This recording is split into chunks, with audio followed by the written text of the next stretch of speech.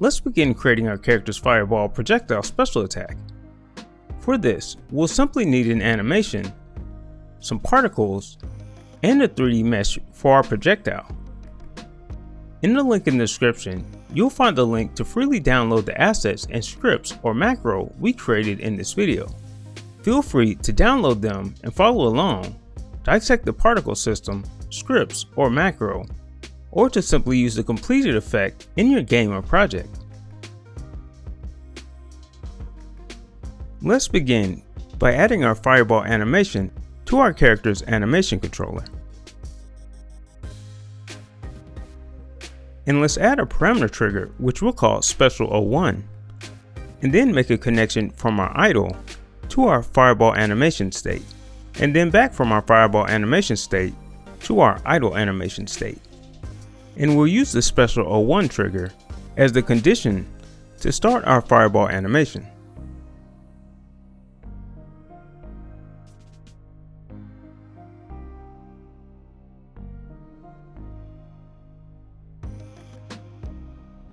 With that complete, let's next create the material and particle effects for our energy charging mesh and projectile.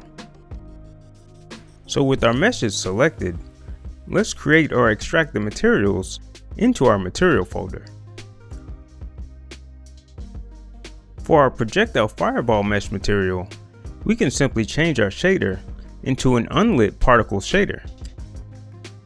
And let's change its render mode to additive and its color mode to overlay.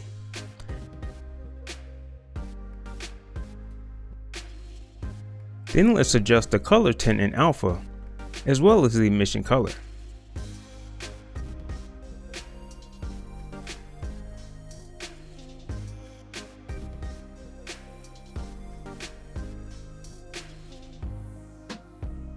Next, we'll set the materials of the charging energy ball. The energy ball has two materials. One material is for the ball itself, and the other is for the thinner meshes that surround it. For both these materials, we'll use a particle unlit shader, and we want to set the render mode to additive, and we want to set the color mode to overlay. We'll also make the tint a similar color to our fireball projectile, but for the emission and albedo map, we'll use our energy ball textures. At this point, we can make any further adjustments or tweaks to our materials to get the effect that we're looking for.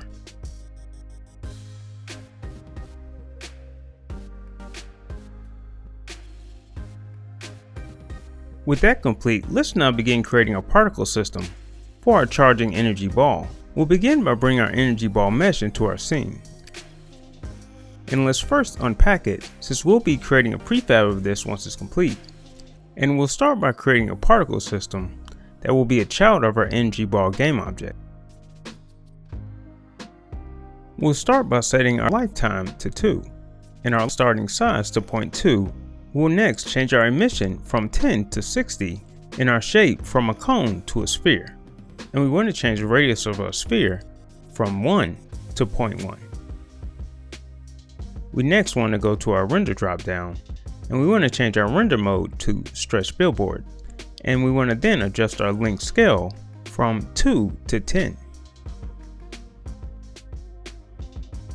Let's next enable our size over lifetime, and we're going to use a curve that starts at 0 and ends at 1. Let's next enable our trails, and for our trail material, we want to use one of our energy ball materials we just created. And we're going to set our width over trail to be 0.1, and let's next change that into a curve, and we want the beginning of our curve to start at 0, and we want the end point of our curve to end at 0.1. Let's also change the color over lifetime of our trails and the color over trail from colors to gradients. And we want the gradients to begin and end transparent before we set our alpha to 256. This way our trails will appear to fade in and out of our scene instead of sharply appearing then disappearing. And we can also add a bit of transparency so our trail doesn't appear a solid color. Let's next adjust our maximum particles to 500 and change our starting speed from 5 to 0.9.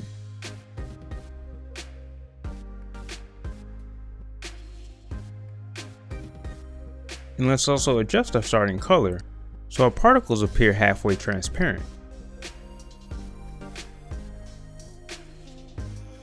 And let's also enable our color over lifetime, and we'll again set our gradient to be transparent at both the beginning and end of a particle's life. And at the end color, we want our particles to go from white to the color of our energy ball. And let's make sure the position and rotation of our particle system is set at 0. And let's also increase the size of our width over trail. This way, our trail will appear a bit bigger before it fades out.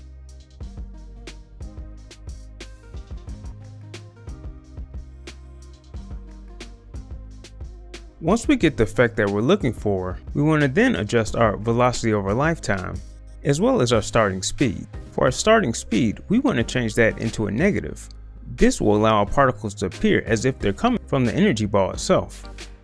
The velocity over lifetime will give our particles a slight appearance of rotation, so we want to set our orbital x, y, and z to be 0.1. At this point, you can further tweak your settings to adjust the look of the effect, then move on to creating the next particle system.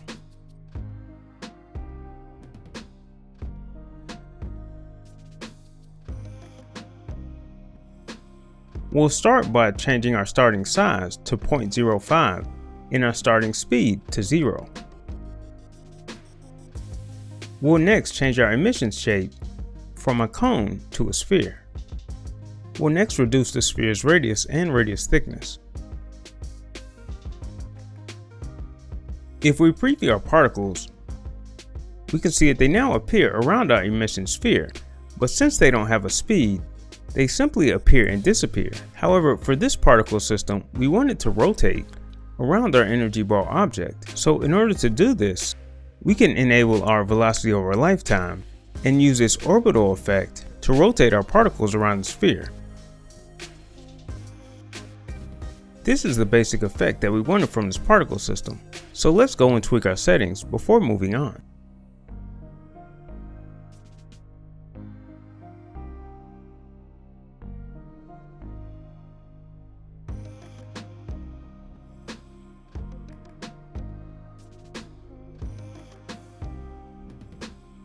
With that complete, let's create our final energy ball particle system.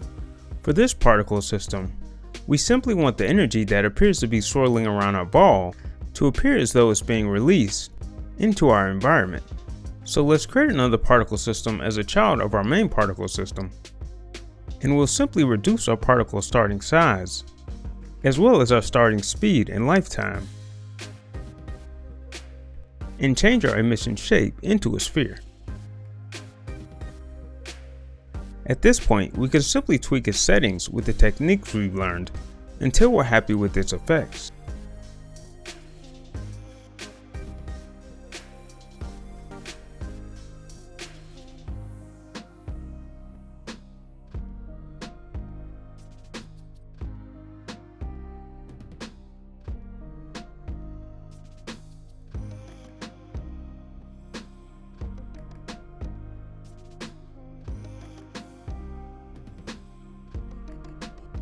With that complete, let's create one last effect that will make our energy ball appear as though it's growing as it's being charged.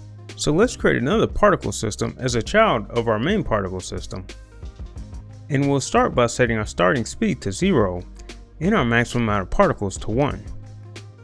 Let's also adjust our emission rate to 1 and change our emission shape to be a sphere.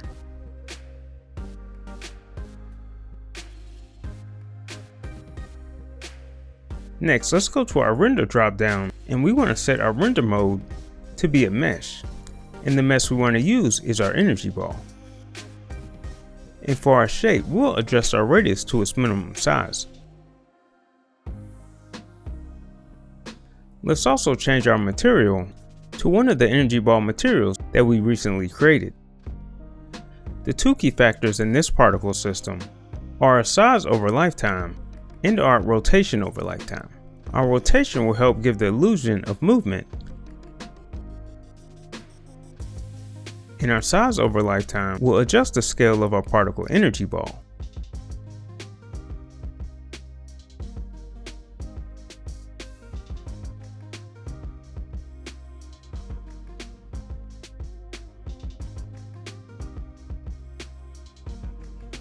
At this point, we can simply continue to tweak our settings for this particle system until we can create the desired effect we're looking for.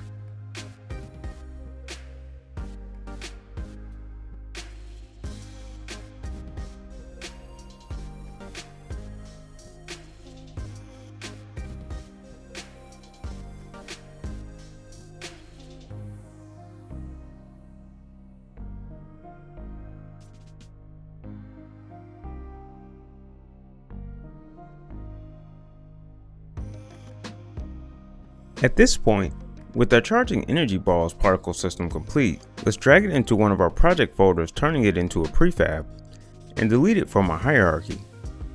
Let's also drag our fireball projectile mesh into our scene. Let's then unpack the fireball mesh within our scene. And let's also create an empty game object as a child of our fireball mesh.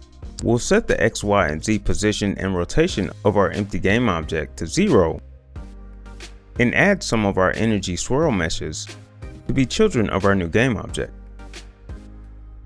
And we also need to be sure to unpack our energy swirl meshes as well. Next, let's create a 3D sphere as a child of our main fireball mesh. And let's create a new unlit particle material and assign it to our 3D sphere. And let's also scale our sphere down so that it fits within our fireball mesh. The reason we're placing this sphere inside of our fireball is to both occlude the inner polygons of our mesh, as well as to increase the emitted light from our fireball projectile. So let's go inside the fireball sphere particle material we just created and enable and brighten its emissive properties.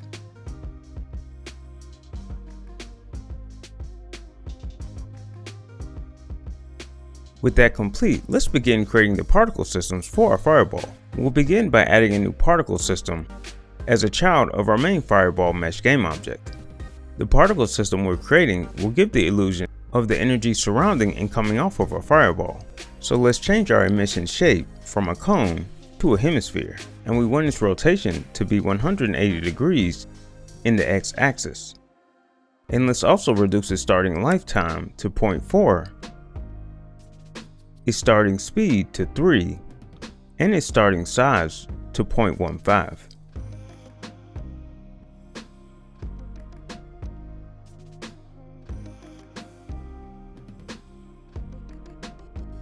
And let's also reduce the radius and radius thickness of our emission shape.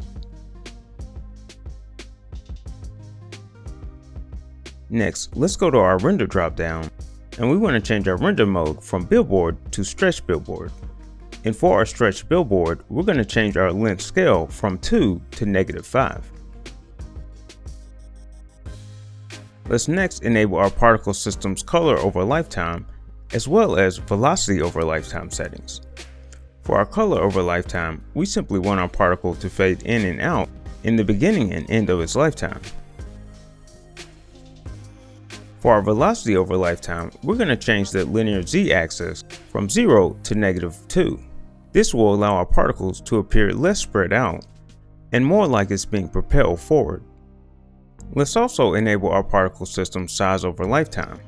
We'll set the size to a curve, and we want our particle system to start at 0 and end at 1. At this point, the particles emitted from our fireball seem to be more like sparks and less like bursts of huge amount of energy coming from our fireball. In order to change this, we're going to enable trails on our particle system. For our material, we're going to use the energy ball trails material that we recently created.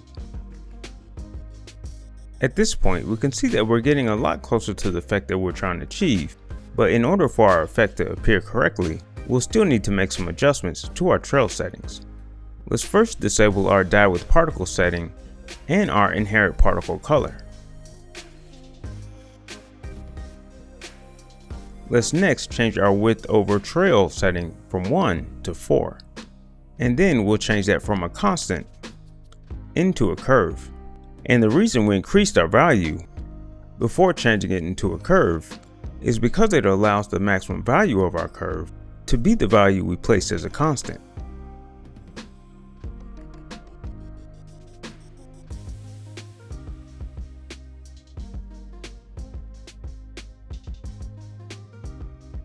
For our curve, we want our beginning point to be 1 and the end point to be 4.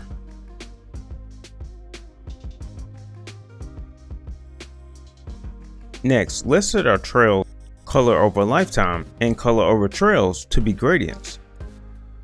For our color over lifetime, we simply want to set our gradient to start and end our trails transparent.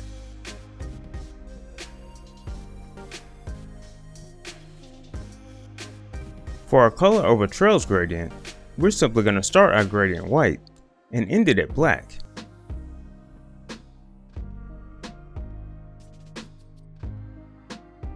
Lastly, we want to adjust our minimum vertex distance from 0.2 to 0.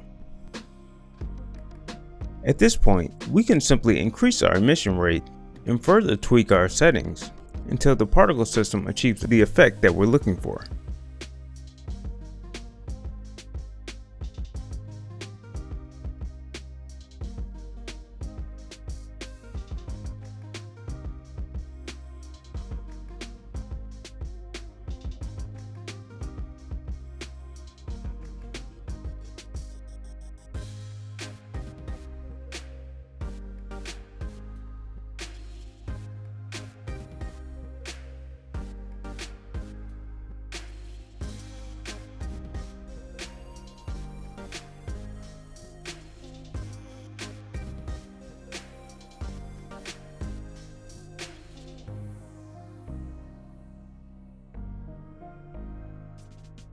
With our first fireball particle system complete, for our next particle system, we're going to simply duplicate our particle system and change our emission shape from a hemisphere back to a cone. We'll also lower our emission rate and adjust our particle and trails color and materials. We'll mainly use this particle system to represent the glowing white energy in the innermost part of our fireball.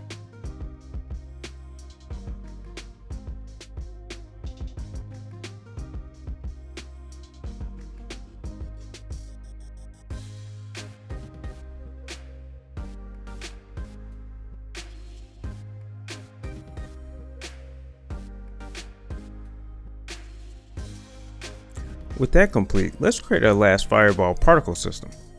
For this last particle system, we simply want to create the appearance of small amounts of energy coming from our fireball, then dissipating into the environment.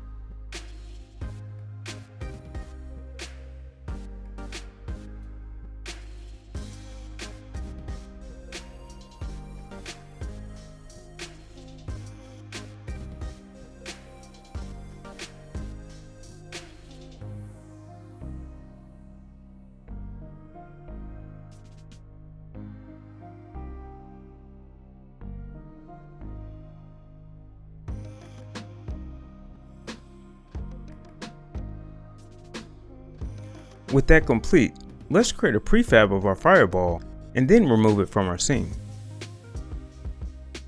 With both the effects from our energy and fireball complete, let's move on to creating the mechanics for our projectile. Don't forget to subscribe and hit that notification bell to be the first to see this and many other tutorials, game development tips, and free game asset giveaways.